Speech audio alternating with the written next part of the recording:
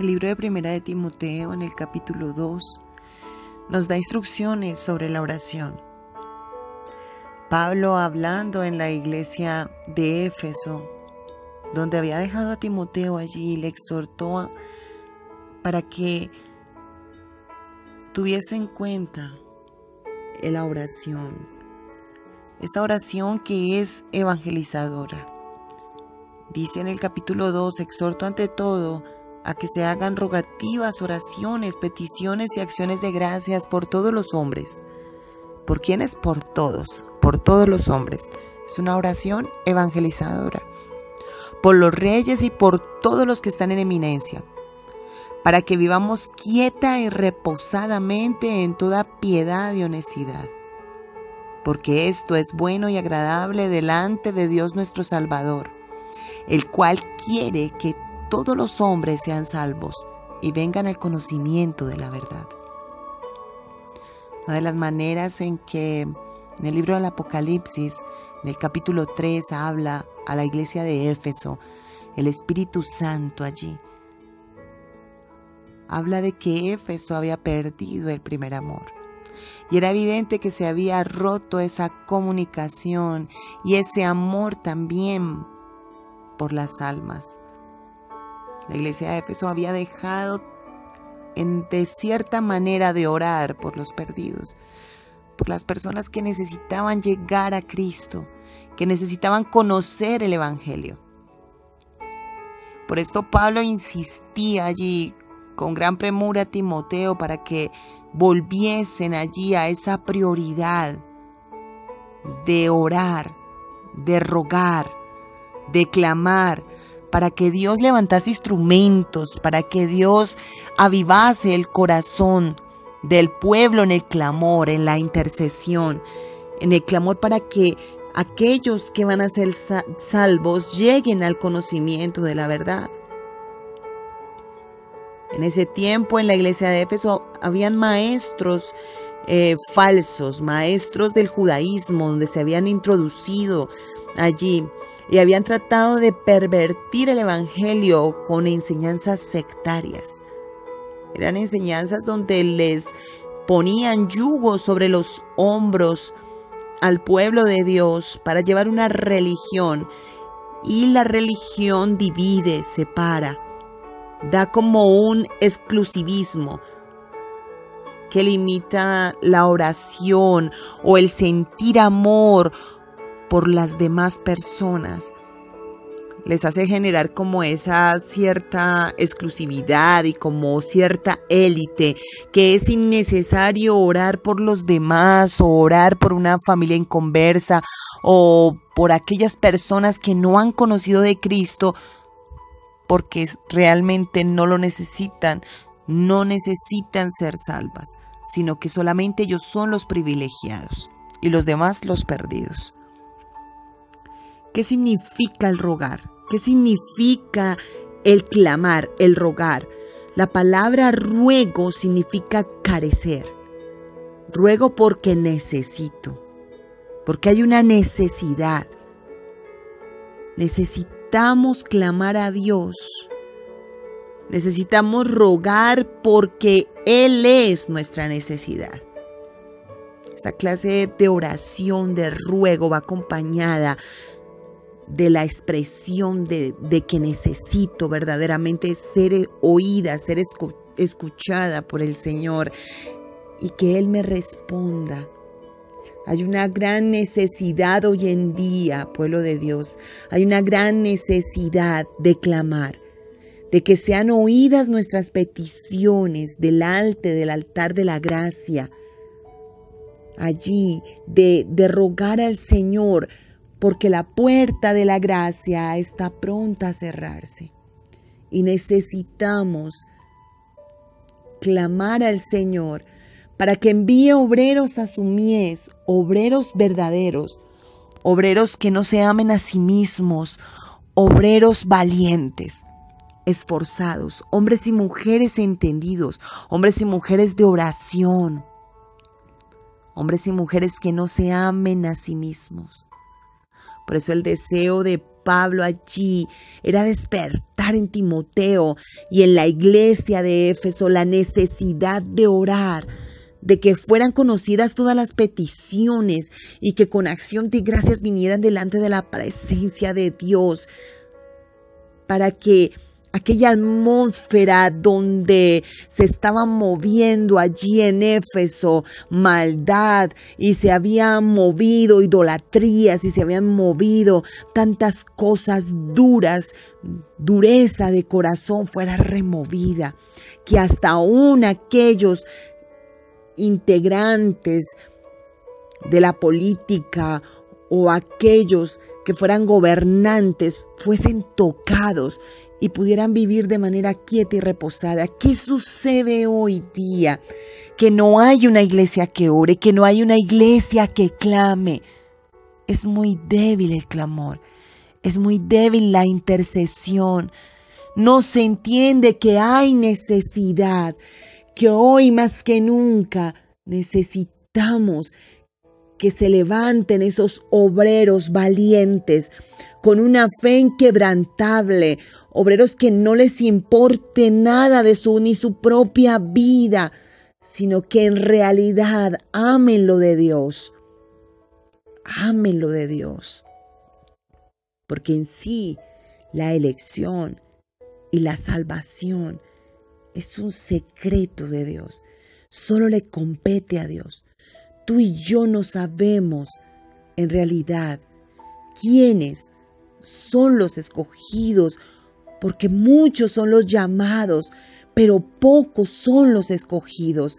Por eso hay que hacer ese llamado. Por eso hay que clamar al Señor y evangelizar en este tiempo con una verdad de testimonio real del amor por Dios y por su obra.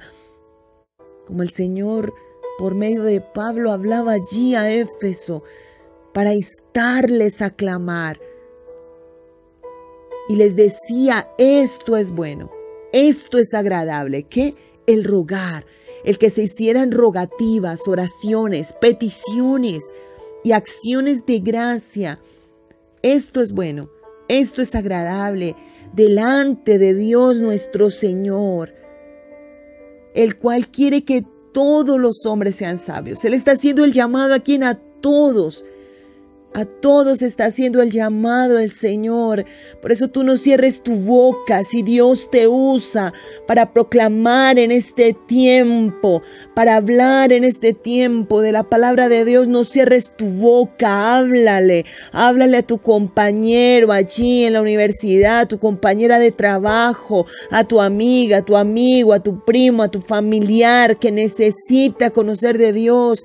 Dios quiere llenar tu boca para que le hables de la palabra de vida de Dios, porque el Señor está tirando la red. Son los últimos peces.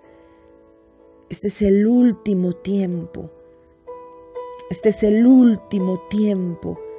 Y la iglesia de Cristo que está aquí en la tierra debe sentir con el corazón de Dios. Debe saber que los tiempos realmente se han acortado por causa de los escogidos. Que vemos señales en los cielos y en la tierra. Y si en ese tiempo Pablo aún por el Espíritu sentía que se debía orar, se debía rogar, se debía clamar, cuánto más nosotros que somos la generación postrera debemos clamar ahora que se están dictando leyes de aprobaciones que no van de acuerdo a lo de Dios. Debemos clamar, debemos humillarnos en los países donde se ha aceptado tanta cosa absurda, tanta cosa demoníaca y satánica, que en nuestros clamores haya humillación. Señor, perdona nuestros países, perdona, Señor, si se ha aceptado el aborto, si se ha aceptado la sodomía, perdona, Señor, y ayúdanos, Dios. Porque queremos vivir en lo que queda quieta y reposadamente, Señor, pero la maldad está aumentando, Dios. y se refiere a la ausencia de Dios en muchas partes, aún en la iglesia. Por eso en la iglesia muchas veces entra la maldad y entran a saquear, a robar, a hablar falsos evangelios, porque no hay allí verdaderamente la visión que debe haber, la entrega que debe haber, el clamor que debe haber. La iglesia no debe ceder terreno en el compromiso con la verdad. Somos de la verdad, tú y yo somos de la verdad. Debemos permanecer en la verdad. Y hasta donde Dios nos tenga, ser opositores de todo aquello que se levante contra lo de Dios, contra los principios de Dios, cueste lo que cueste, levantarnos en el poder de Dios. Porque debemos estar allí mostrando lo que es Cristo, en todo tiempo llamando su presencia, manifestando amor, bondad por todos, orando, compasión por aquellos que aún no han llegado de tu casa, de tu familia, incluido todo aquello que está sobre autoridad, aún en la iglesia, los pastores, los líderes, los profetas, los ministros de Dios, aquellos que adoran, que sean guardados, porque la iglesia es el baluarte de la verdad, es la columna y baluarte de la verdad, para que podamos verdaderamente hacer la obra de Dios, ser una iglesia que clama, una iglesia que ruega, que se levanta en la vigilia de la noche a clamar, que no da a sus ojos el sueño ni el cansancio, sino que vigila, que ayuna, que está metida en el fuego de Dios. Es necesario hacer ese llamado y volver a la vida santa, que se ve afectada hoy en día con tanta doctrina falsa, con tanta tibieza, con tanto apocamiento.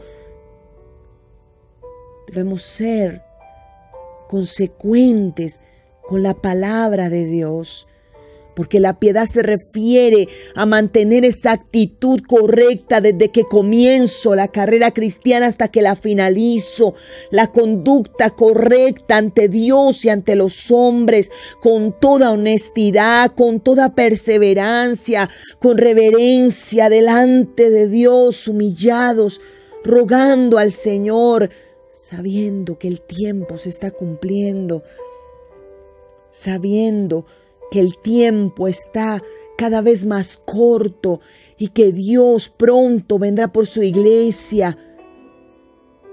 Dios no quiere ver una iglesia más medrosa, una iglesia dormida, una iglesia pusilánime, sino una iglesia despierta, una iglesia que se esfuerza, que es valiente, una iglesia que se apropia de lo que el Señor le ha dado, las capacidades ungidas que Dios le ha entregado y que toma las armas de la milicia que no son carnales, sino poderosas en Dios para destrucción de fortalezas. Dios no quiere ver cómo su pueblo aún se entremete y trae el mundo a la iglesia. Dios no quiere ver eso. Dios quiere ver nuestras vidas consecuentes, nuestras vidas humilladas ante su presencia. Y allí, en la presencia de Dios, clamar por aquellos que le necesitan, por aquellos que aún no han llegado, por aquellos que aún necesitan volver a Dios, aún los que se han apartado del camino, aquellos hijos pródigos que están prontos a ser sacados de las cárceles, porque el Señor los saca de las cárceles, porque el Señor está escuchando el clamor de su pueblo. El Señor está presto para oír y para ejecutar su designio. Hoy bendigo tu vida con toda bendición y ruego al Espíritu Santo de Dios que despierte tu corazón en el ruego, en el clamor, en la oración, en las peticiones.